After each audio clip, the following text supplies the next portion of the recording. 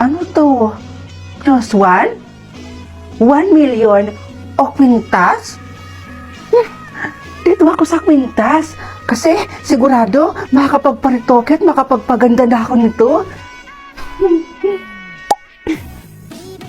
Ano? Ang bayan? Ang dayo-dayo naman. 1 million naman yung pinindod ko pero kwintas naman itong napunta sa akin. Ay nako, di bali na lang. Siguro, hindi talaga para sa akin tong 1 million. Hayaan ko na lang. That's why, ayaw na ayaw ko sa pangit na yun.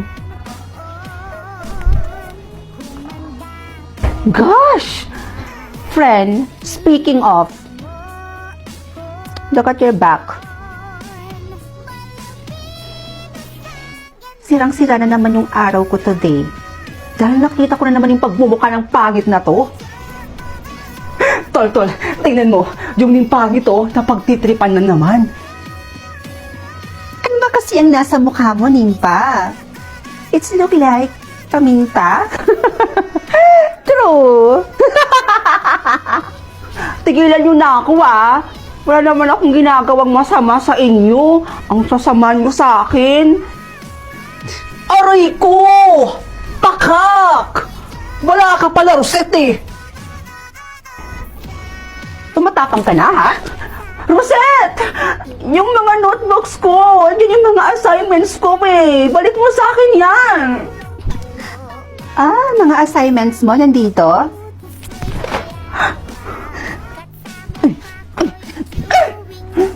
Sama-sama mo talaga! Aba, natututo ka na yatang sumasagot-sagot, Nimpa. Hindi mo yata kilala kung sino ang kinakalaban mo. Aray ko!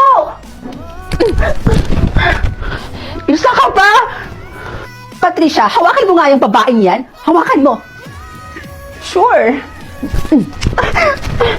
Ano ba? Bitawan mo na ako! Bitawan mo ako! Ano ba? Rosella, anong gagawin mo? Go, girl! Sampalin mo na tong pangit na to.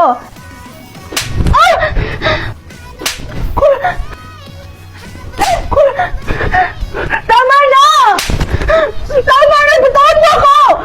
At sa susunod na sagot-sagutin mo ako, hindi lang yan ang aabutin mo. Girls, tama na! Tama na yan. Dito na si ma'am.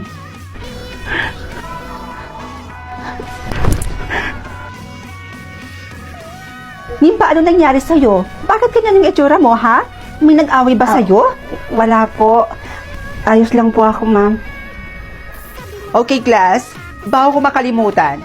Year-end party or Christmas party niyo na tomorrow. Kailangan niyo nang pumili kung sino ang inyong mareregaluhan. And actually, bumuo na ako dito ng mga pangalan ninyo. Buburot na lang kayo dito kung sino ang inyong mareregaluhan. O Rosette, ikaw na mauna. Perfect. Huwag si Nimpa, please. Yes! Huwag sinimpa, please.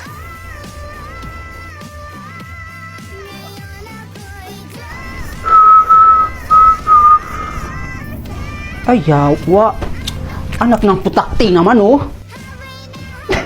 Girl, tignan mo si Clark. Si Nimpa yung nabunot niya. Hoy, Clark. Bagay. Excuse me, ma'am. Pinapatawag po kayo ng principal office po. May meeting daw po kayo. Okay, sige. Okay, class. Hindi mo na matutuloy ang ating lecture today dahil pinapatawag kami. May meeting daw kami ngayon.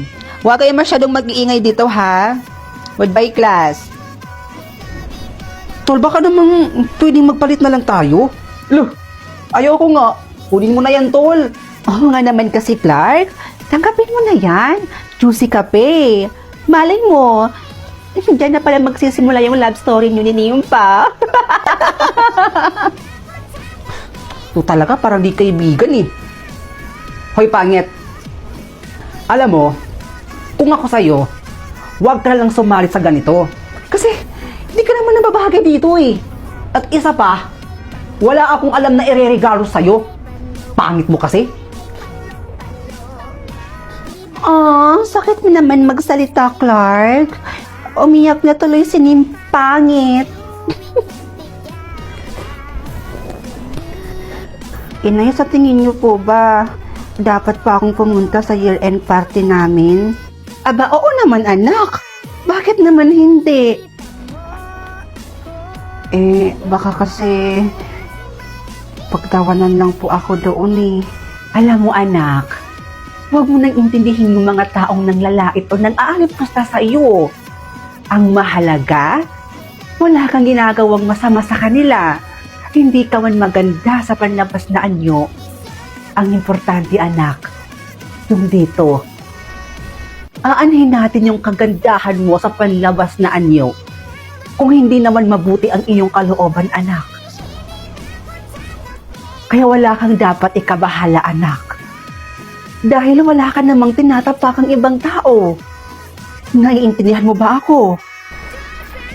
Opo, inay. Masusuot ko na rin itong kwintas na napili ko kahapon.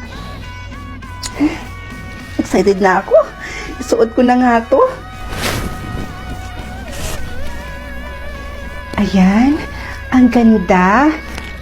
Naku, bagay na bagay itong kwintas na to sa suot ko. Napakaganda. Pero bakit kaya ganon? Kakaiba yung nararamdaman ko sa kwintas na to. Na para bang may kakaiba sa kwintas na to. Di bali na nga lang. Inay? Inay? Bagay po ba sa akin yung suot ko? Diyos ko, ma'am? Sino po kayo? At bakit po kayo nakapasok dito? Inay ako to. Ako po ito si Nimpa. Anak, tingnan mo. Ang dami ipinadala sa atin ng tatay mo ngayon. Nay, matanong ko lang, ano po ba talagang trabaho ni tatay sa ibang bansa? Bakit ang dami niya palaging pinapadalang pera? Anak naman, syempre marangal. Ano bang iniisip mo na nang-hold up yung tatay mo dun sa abroad? O siya anak, magbihis ka na doon at magsha-shopping tayo ngayon.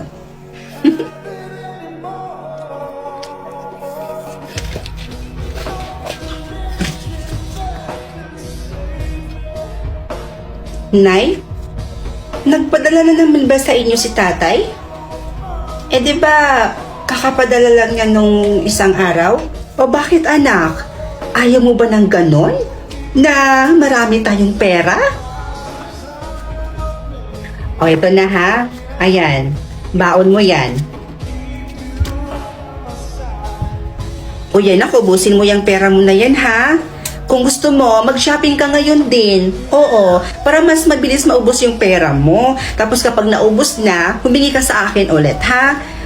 Ano kaya kayo ng mga kaibigan mo? Puntahan nyo kung ano yung gusto nyong puntahan, mag-travel kayo, ganun-ganon. Gumastos ka lang anak, humingi ka lang sa akin kapag naubos na yung pera mo. Huwag na po, Nay. Itatabi ko na lang ito.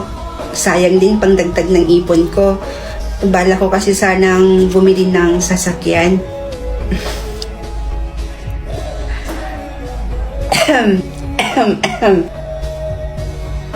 Oh. Oy, ano pang hinihintay mo dyan, anak? Testing mo na yung kotse mo. Nandoon na sa labas yung paborito mong kotse. Totoo ba to? May sasakyan na ako? Tay, bakit ganyan po yung tono ng boses nyo? May sakit po ba kayo? Baka inaabuso nyo na po yung katawan nyo kakatrabaho. Ang laki pa naman ng perang pinapadala nyo dito sa amin sa Pilipinas. Tay, may itatanong lang po sana ako sa inyo. Ayaw po kasi sabihin sa akin ni nanay eh. Tay, ano po ba talagang trabaho nyo dyan sa abroad?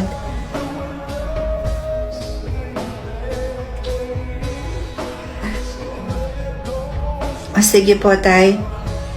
I love you too.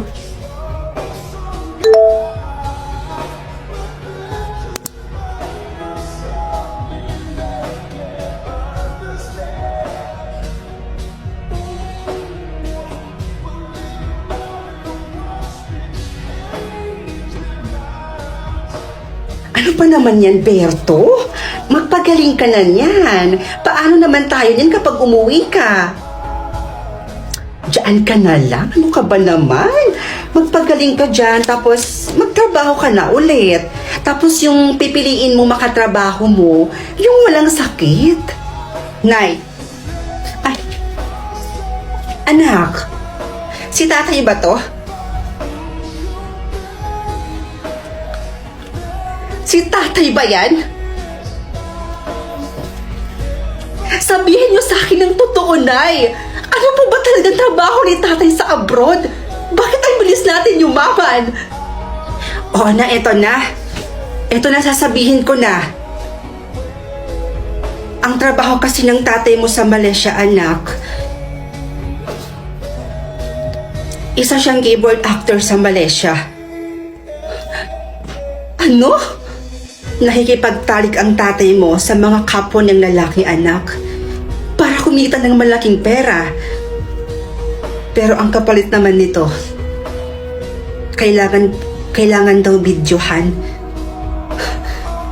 All this time, alam niyo yung trabaho ni tatay sa abroad, pero hindi niyo siya pinigilan? Pero anak, alam mo namang kahit isang tuka lang tayo noon.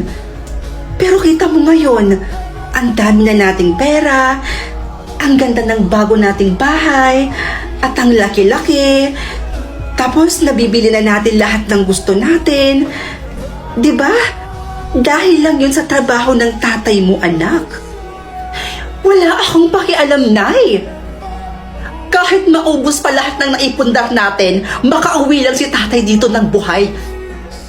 Uuwi dito si tatay at dito siya magpapagaling ng sakit niya. Wala akong pakialam kung maghirap man tayo ulit. At kapag hindi mo pinauwi si tatay, tandaan mo to, Nay. Kalimutan mo nang may anak ka pa.